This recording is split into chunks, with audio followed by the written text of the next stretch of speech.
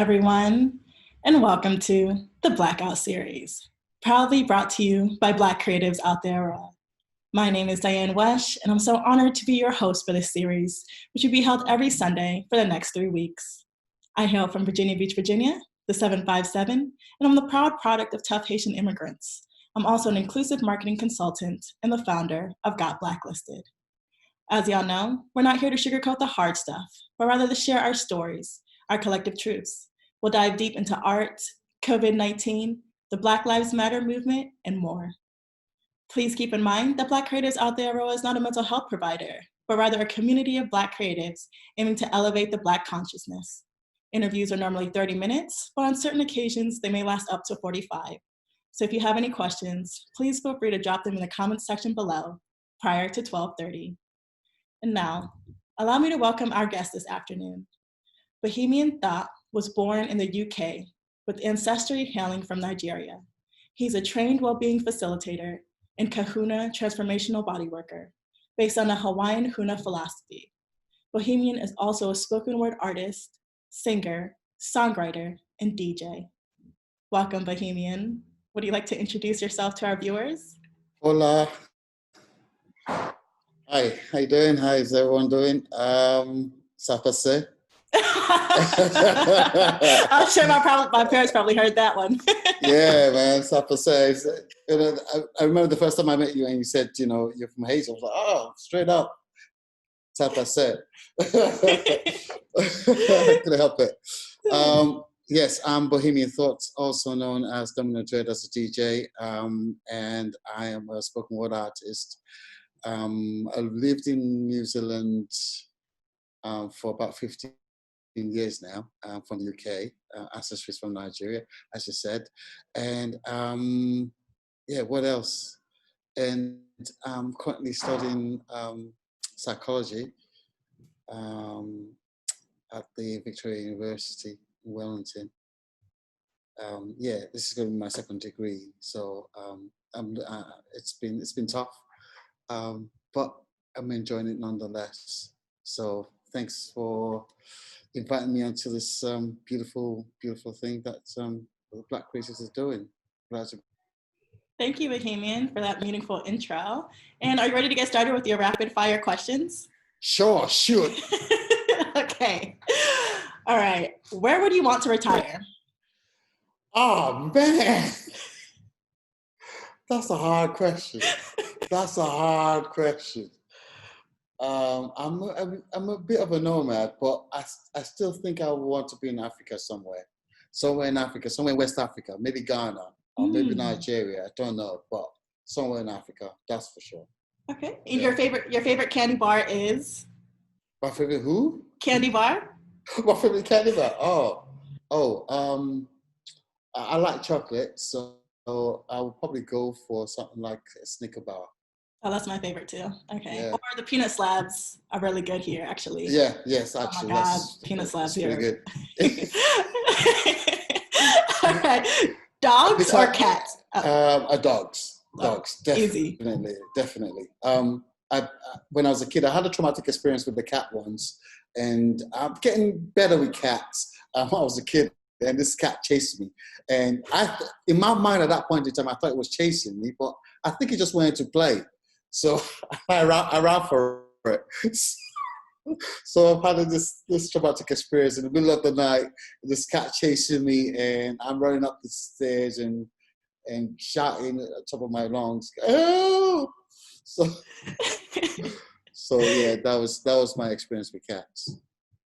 Okay. You feel the most alive when I am making music, and when two things: when I'm making music and when I'm in meditation. Using one word, how would you summarize this year so far? That's all I can say. It's a sigh of possible relief. It's been a tense year. It's definitely been one of the hardest for me so far. Yeah. Who is your favorite cartoon character?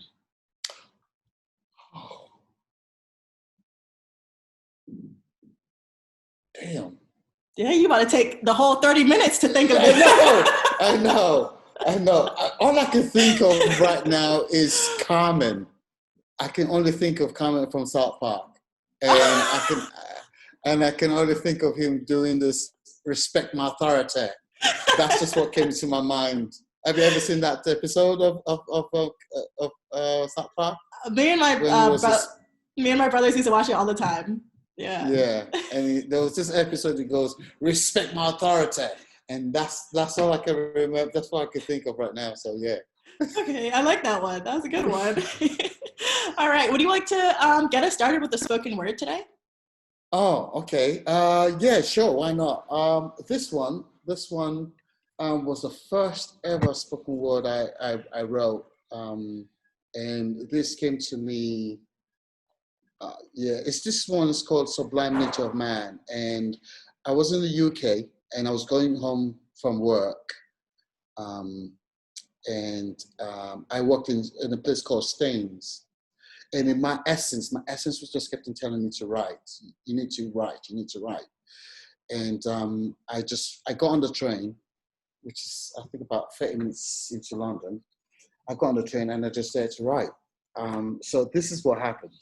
It's just called Sublime Nature of Man, and let's see how it goes. The richness of man is the essence of his soul. This is the true nature of his characteristic flaw. Am I to believe that I cannot prevail over my own existence?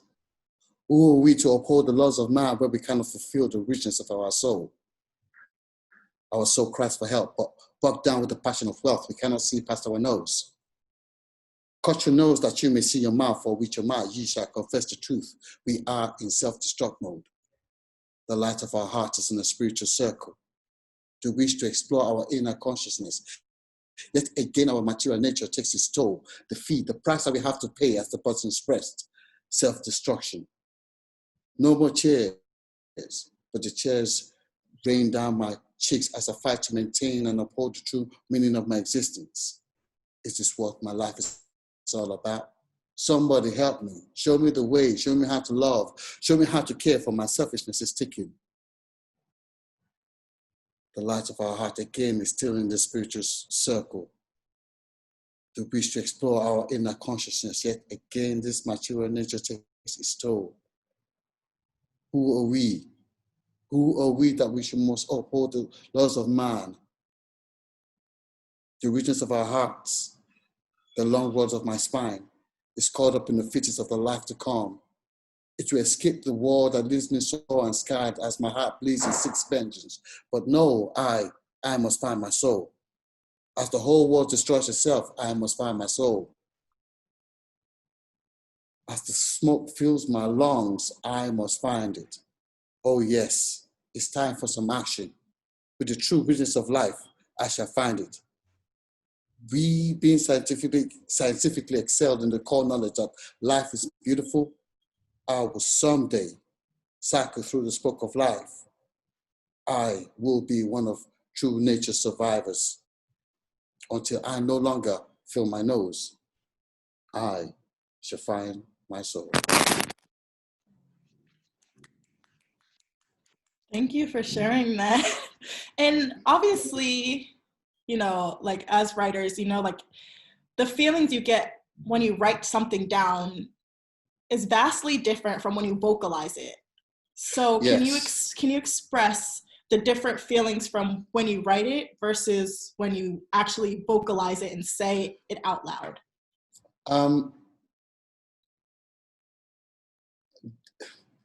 For me, most of what I write comes from my spirit anyway. Mm-hmm. And so I have to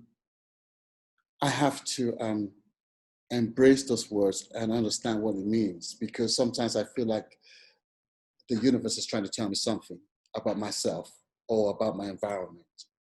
And so in the first maybe 3 days, I'm just absorbing those words and try to understand what it reflects and how it changes or what the dynamic is at that point in time of what I'm feeling. And so transforming something that's written and transforming that into something vocal can be very intense, because sometimes the things that come through it's just raw. It's just absolutely raw, and so you have to take that. For me, the process is I have to take that and then maybe tone it down a little bit for it to be palatable for other people. So there's a huge difference, especially when you're making music as well, and you're combining those words, fusing those words into music. Then it has its own challenges as well, because it has to rhythmically make sense. It has to also be dynamic and still stay true to the essence of what's has come through. So for me, yeah. And that spoken word, what did that unveil about you? What do you say? I think for me, it was basically the beginning of my journey, and it was saying for me that I should get off my own high horse and let go of my own selfishness and embrace something bigger than I am. So it looked at my own judgment towards myself and people's judgment towards me as well. And it's only just basically said, I must find who I am. I must go on this journey and seek self.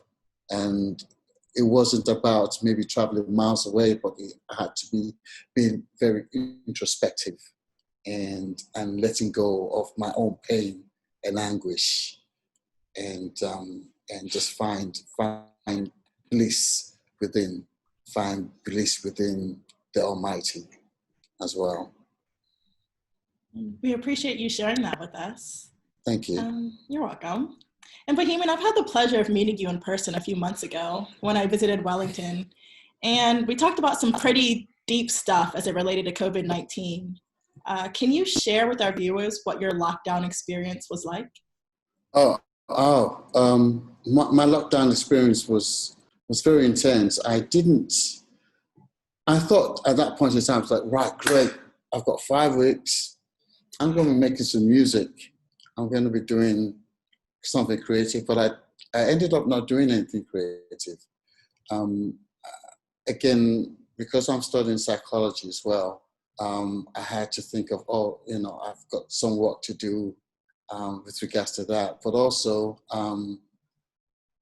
during that period, a friend of mine was missing, and so that filled my heart a lot, on trying to understand what could have happened to him.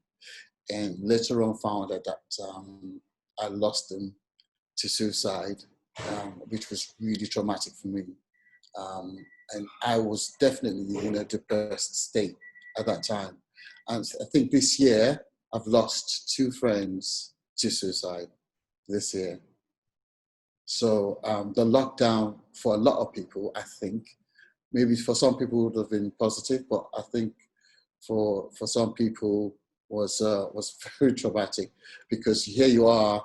I think sometimes people you can willingly lock yourself away for a week if you wanted to, but here you are, your freedom is stripped away from you, and you have to, and then you have to deal with you. And if you're not maybe in a relationship, or you don't have, you're living alone, that could be even tougher. So you always had to have. I had to find a body that I could communicate with as well.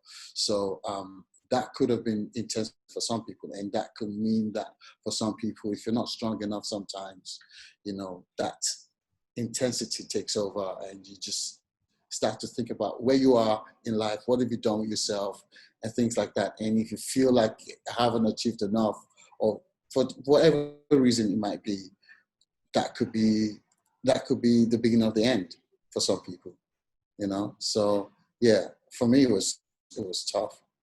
It was a tough time. It was tough period. That's for sure. Because I had to look at my own mortality and be thankful for where I was as well. If I didn't have psychology at that point in time, I don't know. It could be a different story now. Yeah. And what made you want to pursue a master's in psychology? Because obviously your first degree was in information system, and that's like a huge leap. Would you say that you pursued that degree because of the death of your two friends? I think it's inspired me to do more in that space, in that mental health space. What, I've been working as a massage therapist um, um, in using the Hawaiian philosophy or Hawaiian style of bodywork called Ka Huna, and it's also called Lomi Lomi. I would say there are probably about two styles. One's called Ka Huna and one's called Lomi Lomi, and it's a deep. I can't explain it in words. It's a very, very dynamic style of bodywork that connects deep into your soul, so that if you've felt traumatic experiences in the past, it can reach deep into the core of you and actually just allow those things to surface through and allow you to express those things as well. So, and when I saw what it was doing dynamically for people, I could see after people coming out of a session, I could see the faces, I could see the eyes, I could see the glow in their eyes. I knew that, this is a very, very, very powerful and transformative style of bodywork. So I decided that I wanted to go into psychology just to add to this, and to be able to explain scientifically certain things that was happening when the body was rejuvenated, in terms of action potentials and what neurons were firing in the brain when things happen, dopamine and serotonin and all this kind of things were happening in the brain when these things are happening. So psychology is beautiful in that it allows you to measure those types of activities that happens for people. So for me, that was it's kind of saying I want to marry the spiritual and the scientific, because there is a spiritual science. In my opinion, there's a spiritual science, and then we have the physical science itself, which can be rigid in itself, but also tells the truth as for what it is. Spiritual science can be quite dynamic, and sometimes you can't put a finger on it. And to be able to marry the scientific and the spiritual together, harness that power of the two, I think is what we need for future well-being of community or society today. And we know that you're based in Wellington, and Ka Huna is a very different medium of art. How do you introduce that to people who, are not familiar with this? It's hard. I think, especially in Wellington or maybe in New Zealand, I think New Zealanders can be quite conservative. And this is a different modality, which it tells you to just come as you are and be a role and leave everything behind. And so to promote this, it's not easy. You either are someone who is open to something different, or you're not. And so Ka Huna is not for everyone. I've accepted the fact that it's not for everyone. And of course, I promote it. I've got a website as well, which is called The Vibration Corporation. I've got a Facebook page as well, which also promotes it. And I always say, watch the video online where I'm giving a demonstration of it to understand, the concept of it and the power that it brings. So that's what it is.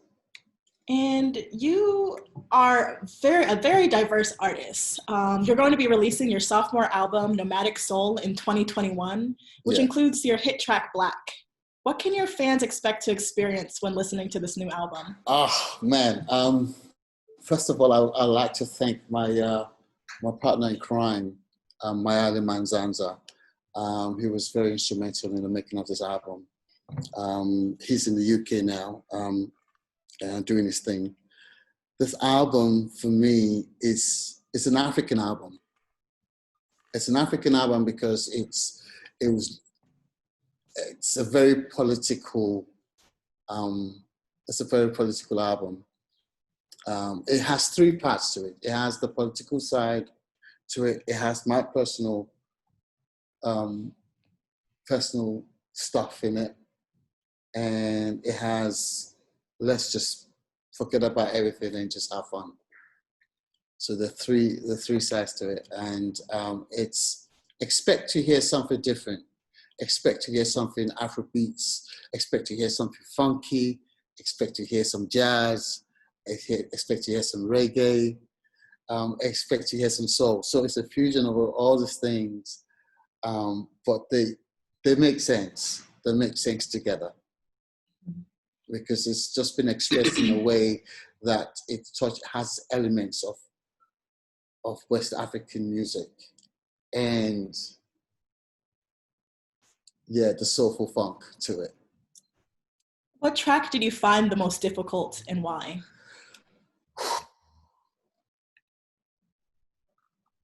Oh, the most difficult track I found was, there's a track that's called Only You. And I think I recorded that track. I think I had about 7 versions of that track. The reason why it was so difficult was, for me, the pitch I couldn't find the pitch for it. And lyrically, I was trying to find something that represented love, but represented love on two levels. Love from a spiritual side, and love from a feminine side. So trying to marry up the two lyrically was a bit tricky, but we got there in the end. It took me about 7 tries to actually get it right, because you listen to it and you think, oh, that's it, I've done it, it's great, that's it, don't touch it. And then you come back the next day, listen to it, and you think, what the hell was this? It doesn't make any sense. So you go back to the drawing board and rewrite and rewrite and rewrite. And so that was one of my more challenging tracks to make. And if you could describe this new album coming out in 2021, how would you summarize it using one sentence? I know I'm hitting you with all these hard questions. I'm serious. It's like, oh man, I was expecting this. It's Sunday, man. I'm meant to be relaxing. My brain's meant to be just like, hey, it's just, it's an interview. Just relax and it'll be all right. But you hear me hard. So what's that about? I would say, as it says, Nomadic Soul is allowing yourself to experience everything that you are, from your sadness to your happiness, to your weaknesses, to things that, to your mental state, all those things. You got to journey through those things to come out the other side. You can't suppress any of those things, because if you do suppress them, you're doing yourself an injustice, and you're doing the people around you an injustice, because they don't know who you are. And I'm glad you said that, especially coming from a Black male perspective. We live in this culture where a lot of Black men, Black women as well, suppress those feelings. And essentially you're saying that it's good to be vulnerable. It's good to open yourself up and to really immerse yourself in every feeling. Absolutely. Because without that, you can't, in my opinion, you can't be real. You can't be real with yourself, And having lost 2 people this year, to me, it feels like, okay, we've been running away from ourselves for too long. And because we're not able to reach out to our own selves enough to go, I need help, you know, I need someone to talk to, then we'll fall short. We'll fall short of living reality. So we need to be nomadic souls. We need to allow ourselves to breathe. Definitely. I agree as well. And I just want to bring up your hit single, Black. You said something that kind of, you know, it really made me think, and I'd like to get your input on it. So in your single, Black, you said, they think that Black is a color, but Black is a state of mind. Can you break that down for us?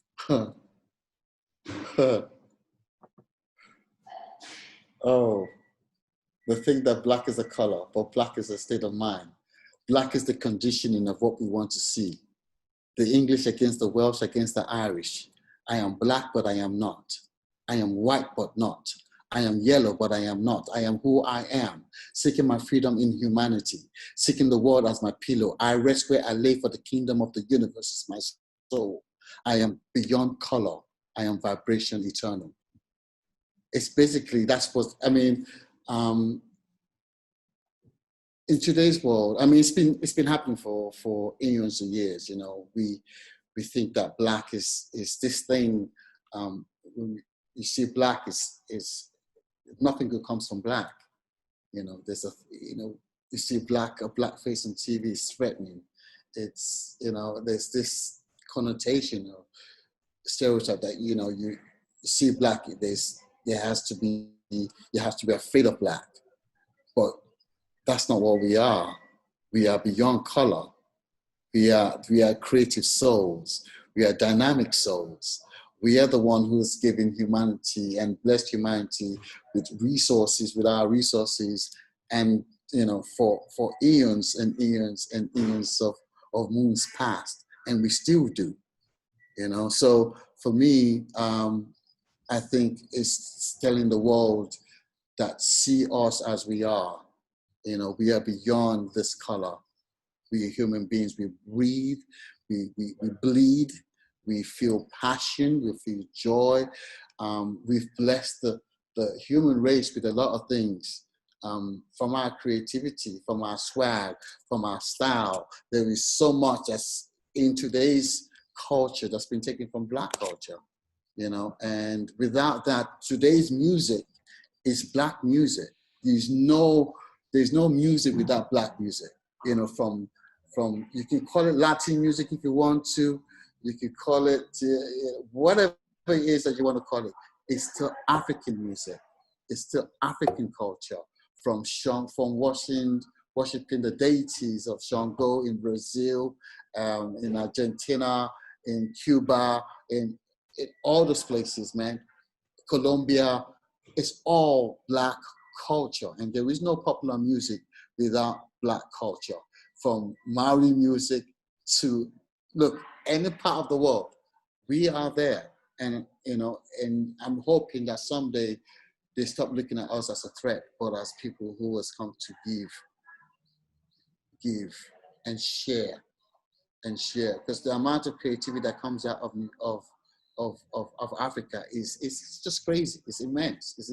It's intense. You know, from music to comedy to drama to, you know, innovation as well. You know, we're doing it. You know, so that's who we are. Thank you for that. We are beyond Black. We are beyond a color. We're everything that's beautiful. Thank you for that. That's a very insightful response.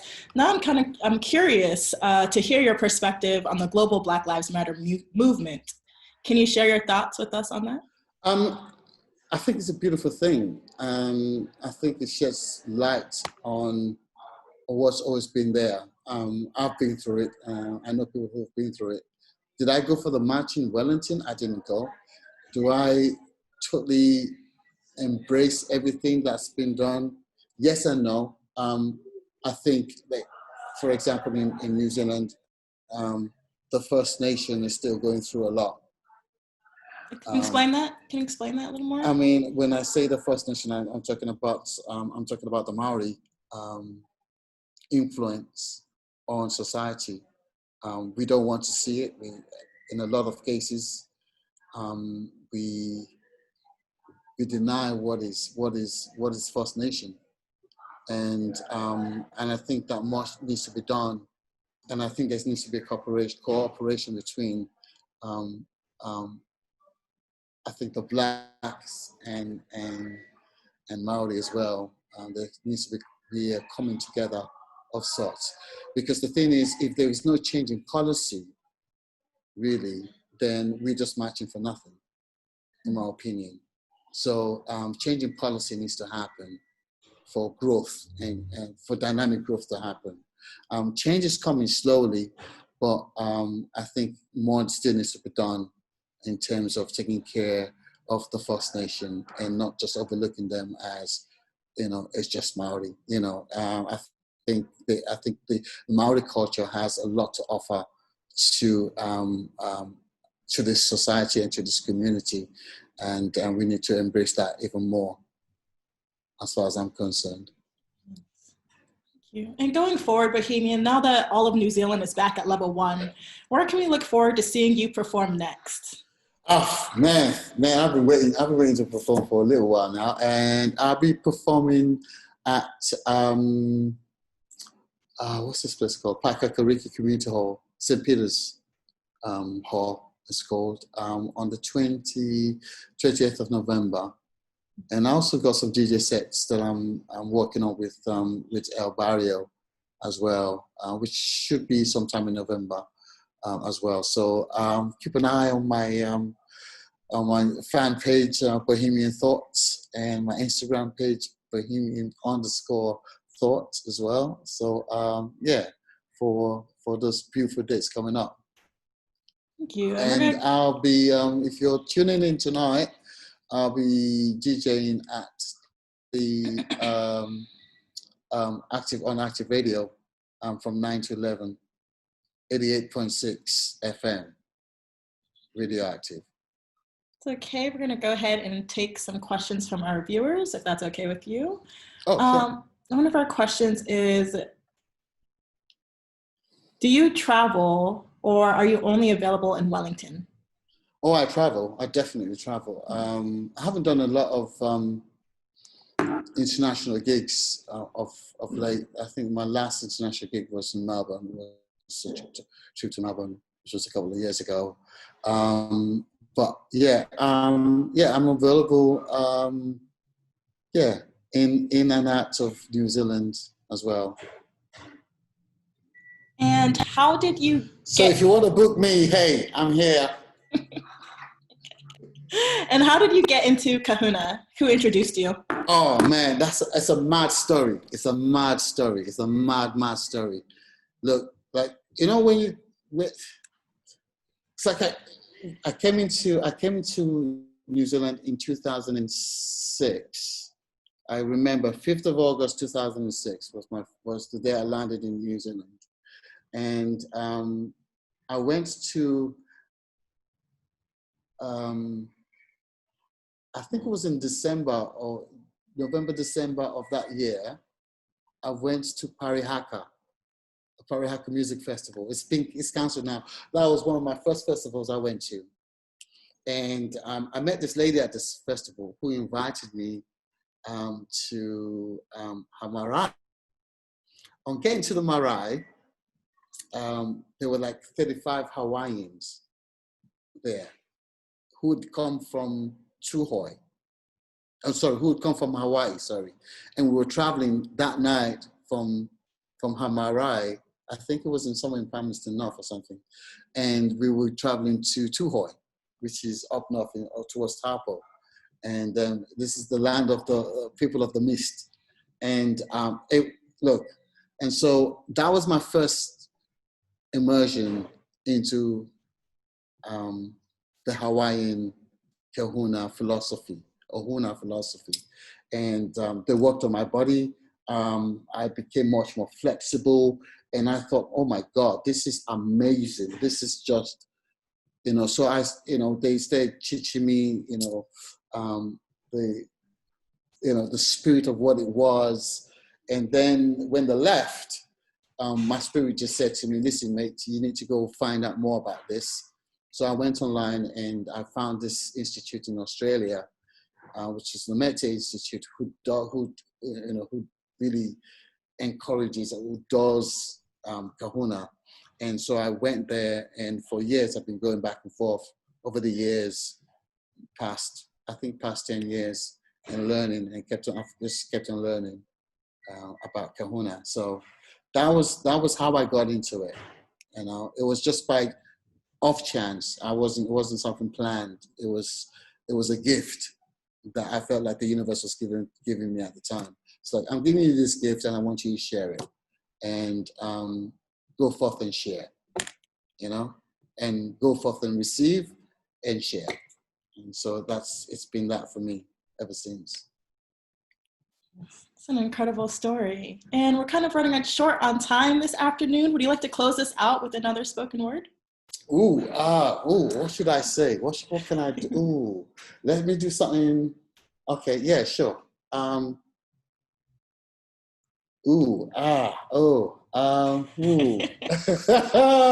just thinking, what can I do? Okay, I'm going to do something much more on the romantic side. So this one is called Curious. See brother in his pinstripe suit, red silk tie, looking dapper. Looks like he's got a Scottish setter, yet calm in his demeanor. Looks like he's got a Scottish setter, yet calm in his demeanor. Playing corporate games with the best of them. Scanning his way through business pen walks as he walks through the door. And there she was, sitting elegantly by the bay window. We are now in slow motion. 2 eyes become 4, piercing through each other's corridors, soul searching. There is light at the end of the tunnel. Staring right at her, she's got him curious. Red-haired freckle face is what he sees. Legs as long as the eyes can see. Strawberry glossy lips that dreams of you saying hello. His shallow breath wanders over. I sit magnetized with no control over limbs. Floorboard squeaks, telling tales of a fragile being yonder. What God has put together, let no man put asunder. Asunder is what makes she cry vengeance. Shed so many broken tears in the name of love. But she is still curious. So I'll leave it there. Thank you for closing us out with that. Thank you very much for having me. And thanks. And thank you so much. Thank you. And thank you so much again to our viewers for tuning in this afternoon. Be sure to catch us live next Sunday with creative entrepreneur and fashion designer, Asya Mohammed Abed. She is the founder of Zanzibar, an African fashion house which specializes in creating fashion items as well as providing a range of African-inspired homewares. Until next Sunday, 12 p.m. New Zealand time, my name is Diane Wesh, and you have been watching the BlackOut series. Ka Kite.